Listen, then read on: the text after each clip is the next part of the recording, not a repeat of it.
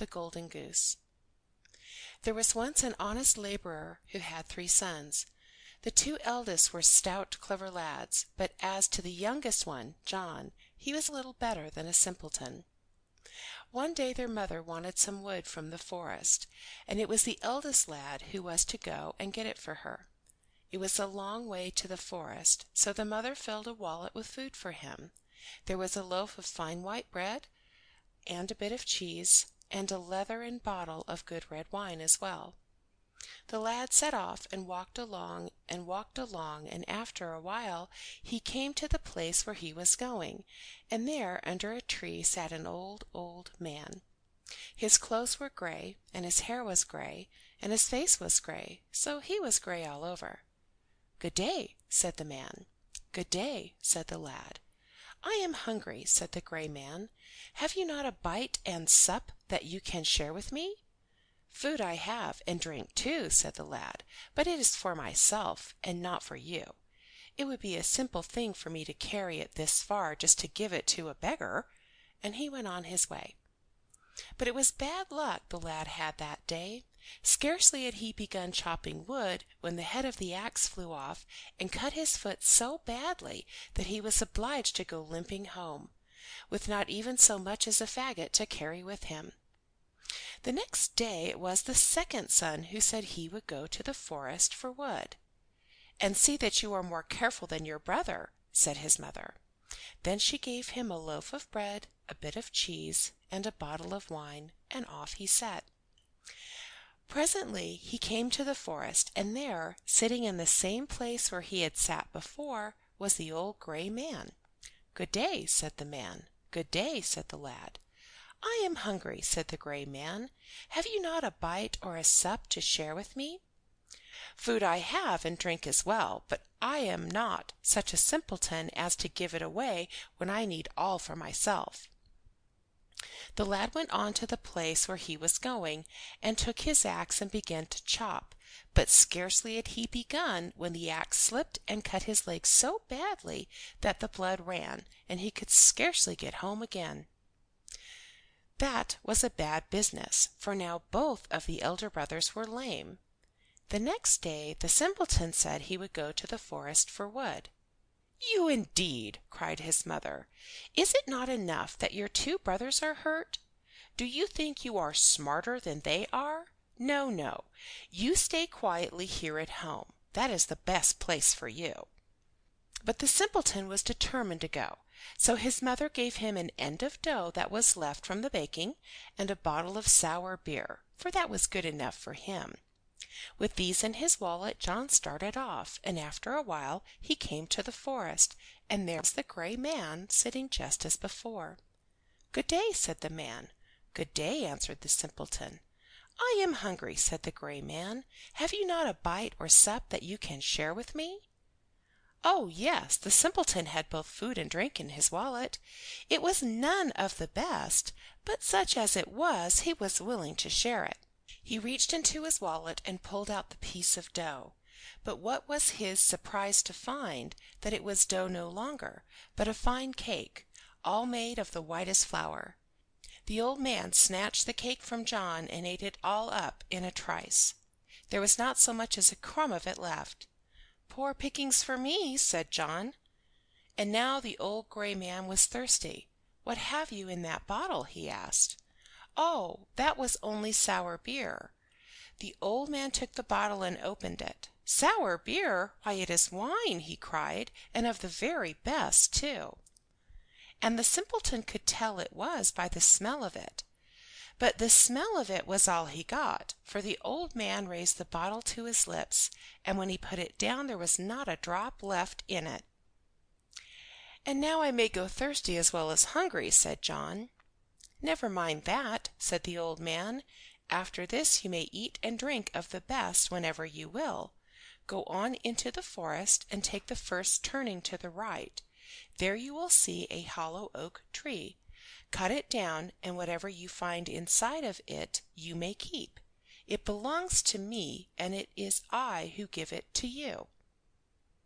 Then of a sudden the old man was gone, and where he went the simpleton could have told no one. The lad went on into the forest as the gray man had told him, and took the first turn to the left, and there, sure enough, was a hollow oak tree. The lad could tell it was hollow from the sound it made when his axe struck it. John set to work and chopped so hard the splinters flew. After a while he cut through it so that the tree fell, and there, sitting in the hollow, was a goose, with eyes like diamonds and every feather of pure gold.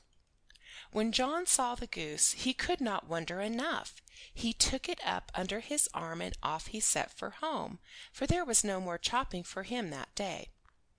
But if the goose shone like gold, it weighed like lead. The farther John went, the wearier he grew. After a while he came to an inn just outside of the city where the king lived. There the simpleton sat him down to rest. He pulled a feather from the golden goose and gave it to the landlord and bade him bring him food and drink, and with such payment as that, it was the very best that the landlord sat before him, you may be sure. While the simpleton ate and drank, the landlord's wife and daughter watched him from a window. "Oh, if only we had a second feather," sighed the daughter. "Oh, if only we had," sighed the mother. Then the two agreed between them that when the simpleton had finished eating and drinking, the daughter should creep up behind him and pluck another feather from the bird. Presently John could eat and drink no more. He rose up and tucked the golden goose under his arm, and off he set. The landlord's daughter was watching, and she stole up behind him and caught hold of a feather in the goose's tail. No sooner had she touched it, however, than her fingers stuck, and she could not let go.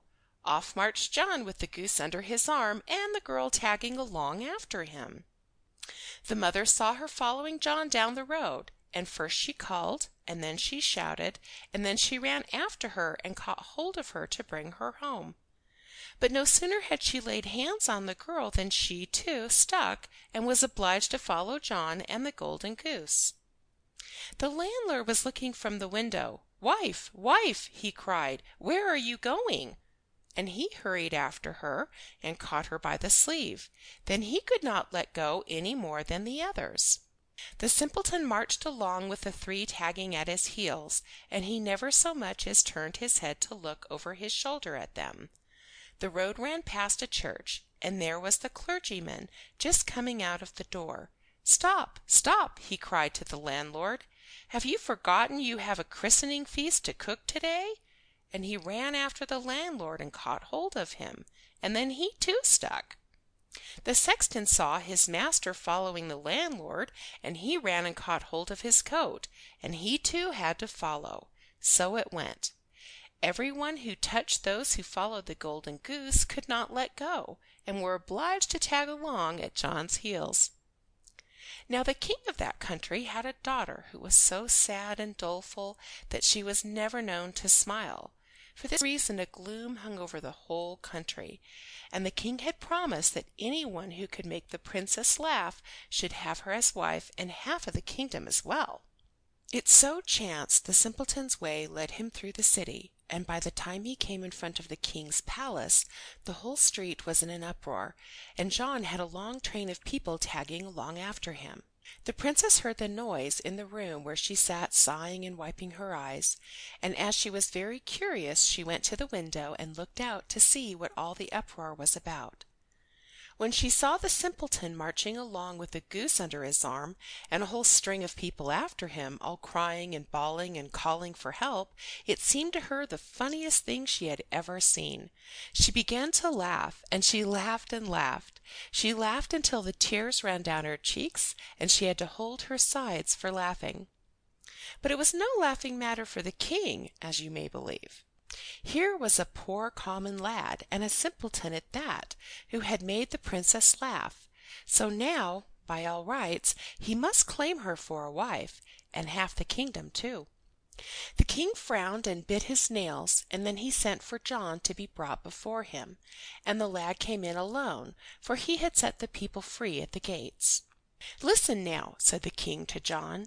"It is true I promised that anyone who made the princess laugh should have her for a wife.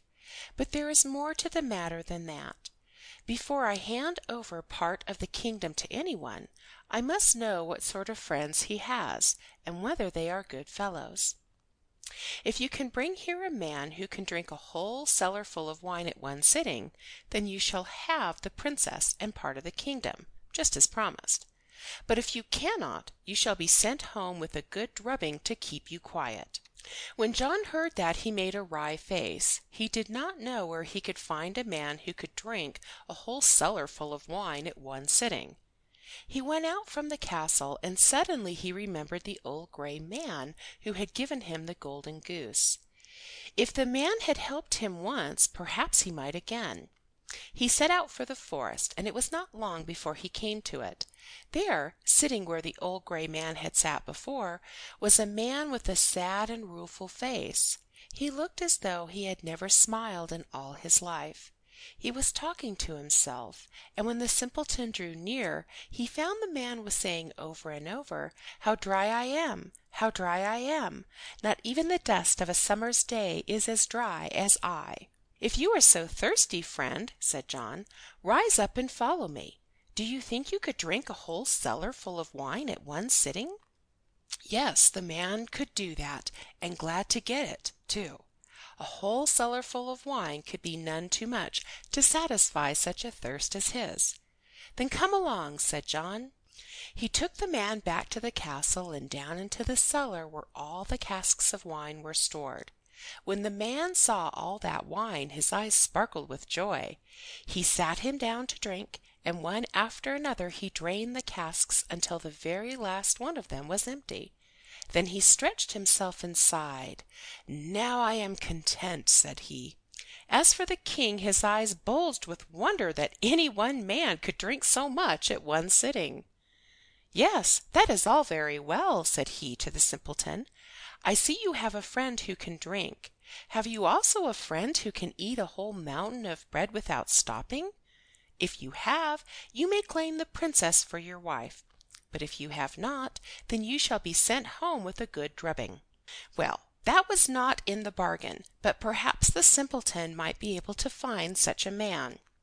He set off for the forest once more, and when he came near the place where the thirsty man had sat, he saw there another man, and he was enough like the thirsty man to be his brother. As John came near to where he sat, he heard him talking to himself, and what he was saying, over and over, was, "How hungry I am! Oh, how hungry I am!" "Friend," said the simpleton, "are you hungry enough to eat a whole mountain of bread? If you are, I may satisfy you." Yes, a whole mountain of bread would be none too much for the hungry man. So John bade the stranger follow him, and then he led the way back to the castle. There all the flour in the kingdom had been gathered together into one great enormous mountain of dough. When John saw how big it was, his heart failed him. "Can you eat that much?" he asked of the hungry man. "Oh, yes, I can eat that much, and more too, if need be," said the man. Then he sat down before the mountain of bread and began to eat. He ate and he ate and he ate, and when he finished not so much as a crumb of bread was left. As for the king, he was a sad and sorry man. Not only was his daughter and part of the kingdom promised to a simpleton, but he had not even a cupful of flour left in the palace for his breakfast. And still the king was not ready to keep the promises he had made. There was one thing more required of the simpleton before he could have the princess and part of the kingdom for himself. Let him bring to the king a ship that would sail both on land and water, and he should at once marry the princess, and no more words about it. Well, John did not know about that, but he would do the best he could. He took the road that led back to the forest, and when he reached the place where the old man had sat, there was the same old man sitting again, just as though he had never moved from that one spot. "Well," said the old man, "and has the golden goose made your fortune?" "That," answered John, "is as it may be. It may be I am to have the half of a kingdom and a princess for a wife, and it may be that I am only to get a good drubbing. Before I win the princess, I must find a ship that will sail on land as well as on water, and if there is such a thing as that in the world, I have never heard of it." "Well, there might be harder things than that to find," said the old man. It might be he could help John out of that ditch, and what was more he would, too, and all that because John had once been kind to him. The old man then reached in under his coat and brought out the prettiest little model of a ship that was ever seen. Its sails were of silk, its hull of silver, and its masts of beaten gold.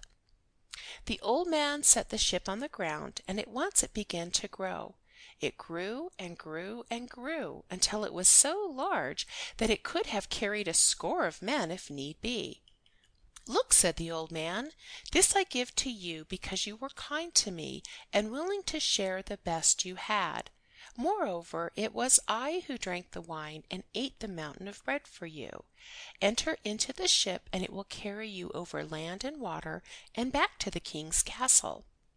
And when he sees you this ship, he will no longer dare to refuse you the princess for your wife." And so it was. John stepped into the ship and sailed away until he came to the king's palace.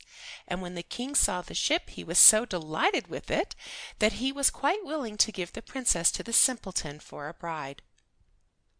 The marriage was held with much feasting and rejoicing, and John's father and mother and his 2 brothers were invited to the feast. But they no longer called him the simpleton.